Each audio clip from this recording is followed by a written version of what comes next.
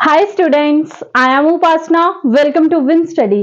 तो स्टूडेंट्स कैसे हैं आप सब? आई होप आप सब अच्छे होंगे।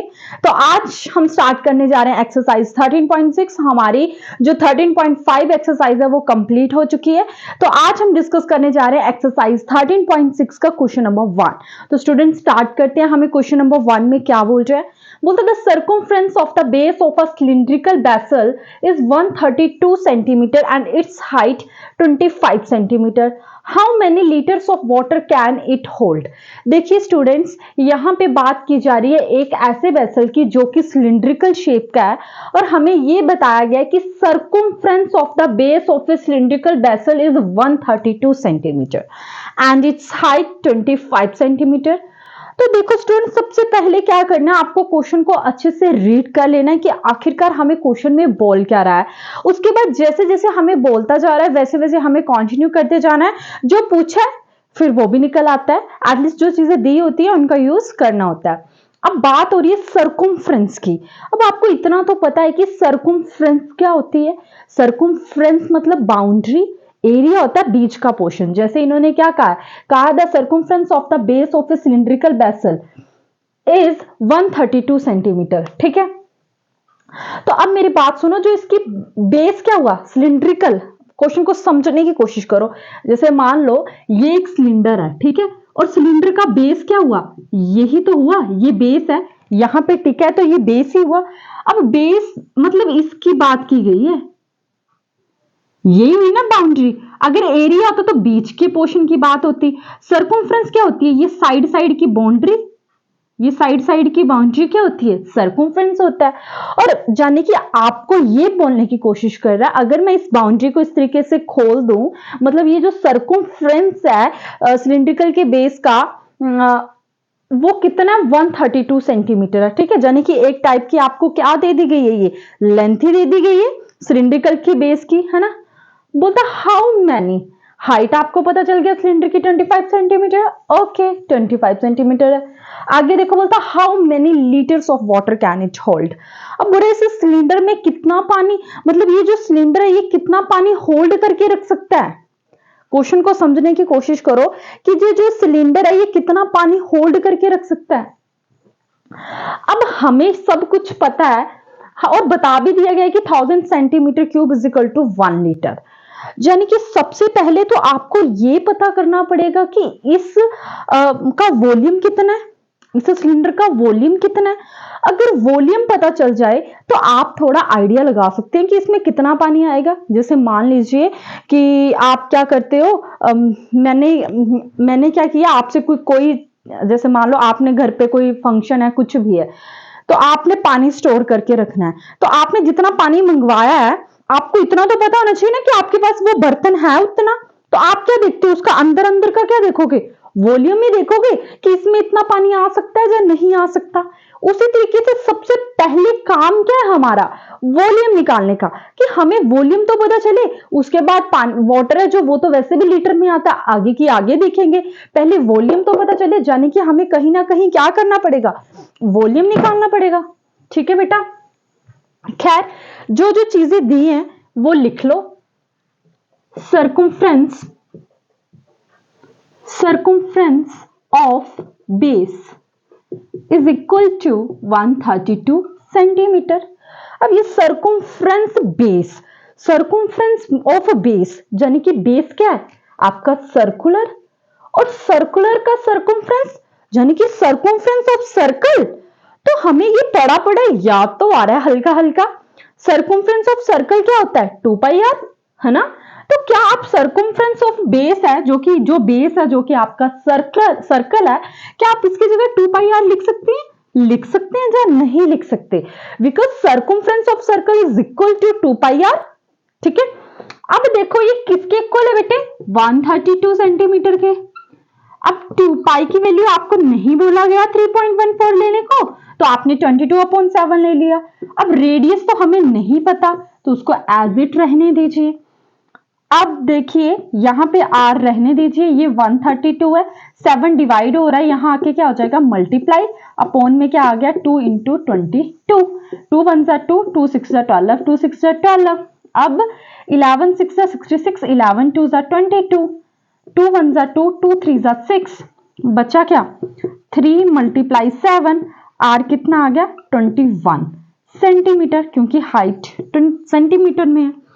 अब देखो इसकी क्या आ गई, रेडियस कितनी आ गई 21 सेंटीमीटर आ गई। चलो अच्छा, ये हमें वॉल्यूम में रेडियस तो चाहिए होगी है ना, कि नहीं चाहिए। अब जिनको फॉर्मूला ही नहीं आता वो सोच रहे हैं क्यों, हमें क्यों चाहिए, हमें तो नहीं चाहिए। चलो इसको उतार लीजिए बेटा, अभी पता चल जाएगा कि आपको क्यों चाहिए रेडियस। अब आपको इस वेसल का वॉल्यूम निकालना है, इस वेसल का आपको वॉल्यूम निकालना है। चलो तो लिख लो, वॉल्यूम ऑफ वेसल।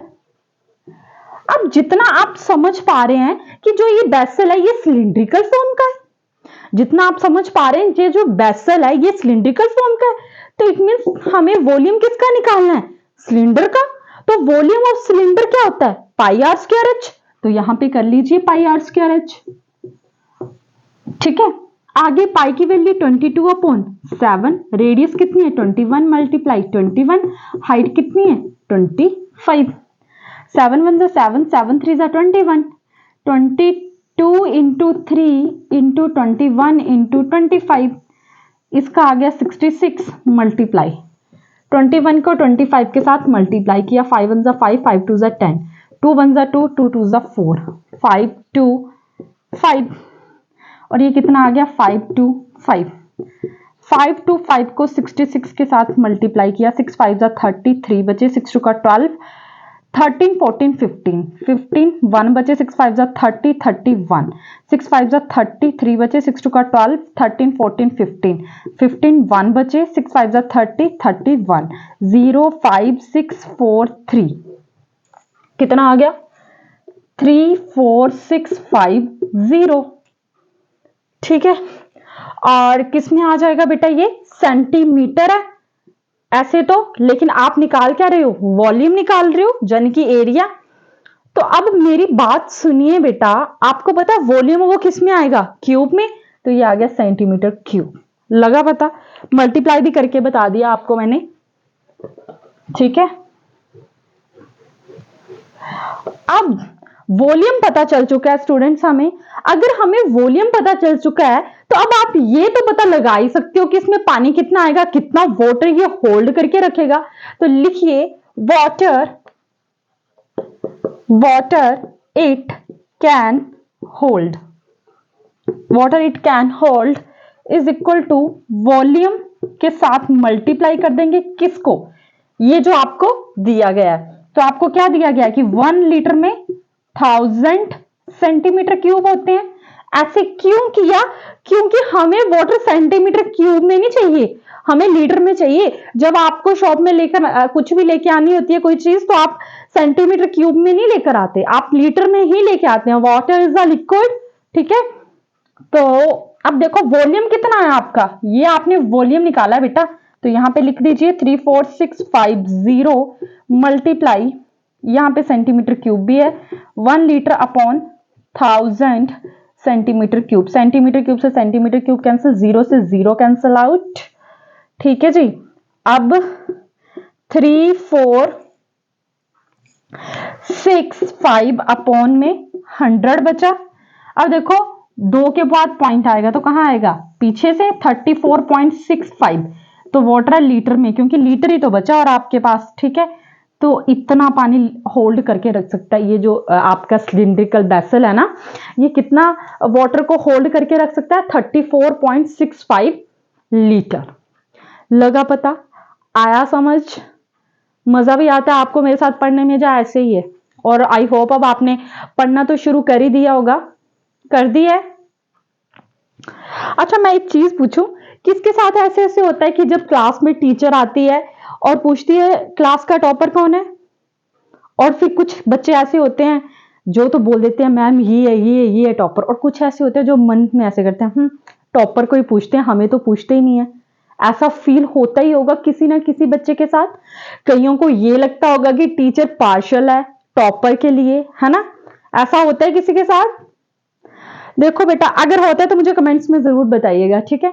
देखो बेटा, मैं आपको इस चीज को भी पॉजिटिव में कैसे लेना है ये चीज बताऊंगी। अब देखो, टीचर ऐसे बोलता है मेरे लिए सब स्टूडेंट्स एक जैसे हैं, ऐसे ही बोलता है ना टीचर। जब भी क्लास में आता है क्या बोलता है, मेरे लिए सब इक्वल है। लेकिन फिर भी कहीं ना कहीं आपके मन में ये चीज रह जाती है कि जो टॉपर है, जो सेकंड टॉपर है, जो टॉप 5 में आने वाले, और स्पेशली जो फर्स्ट टॉपर है क्लास का, वो सबसे ज्यादा प्यार पा जाता है। उसको मतलब सबसे ज्यादा प्यार मिलता है टीचर का। और हो सकता है कि मैं सारे स्टूडेंट्स की बात नहीं कर रही, मैं कुछ चंद स्टूडेंट्स की बात कर रही हूँ जिनको ये मतलब दिल में हर्ट होती है ये चीज की, ऐसा क्यों, हम भी तो करते हैं, ये करते हैं, ठीक है। और चलो, जो तो बिल्कुल ही नहीं पढ़ते उनको तो कोई लेना देना नहीं होता इन चीजों से, ठीक है। और कई इतने ईगो हर्ट वाले होते हैं कि उनको होता है, वो पढ़े चाहे ना पढ़े। देखो बेटा, ऐसे तो भगवान के लिए भी हम सब ही क्या है, इक्वल ही है। भगवान के लिए भी हम सब क्या है, इक्वल है ना बेटा। लेकिन वो जितना अच्छे लोगों को, मैं ये नहीं कह रही वो अच्छा है बुरा, बट मैं ये बोल रही हूँ कि सभी ऐसा तो है नहीं कि इस दुनिया में सारे लोग अच्छे हैं, क्या पता मैं भी बुरी हूं, है ना। तो लेकिन वो सूरज की जो रोशनी है, हवा की हवा है, वो सबको दे रहा है, सबको दे रहा है ना। चाहे कोई मतलब बुरा काम करता है, चाहे कोई अच्छा काम करता है, जो नेचर है वो सभी के लिए क्या इक्वल है। लेकिन फिर भी कोई ना कोई भगवान का फेवरेट भी तो होता ही होगा। और वो फेवरेट कौन होता होगा, जो अच्छे काम करता होगा, है ना।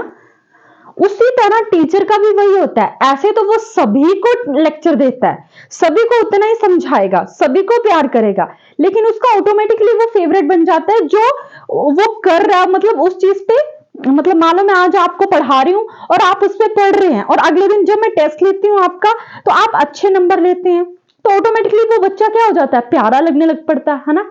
तो इसीलिए मैं आपको ये बोल रही हूं कि अगर आप अच्छा पढ़ोगे तो ऑटोमेटिकली आप अच्छा ही बन जाओगे, ठीक है।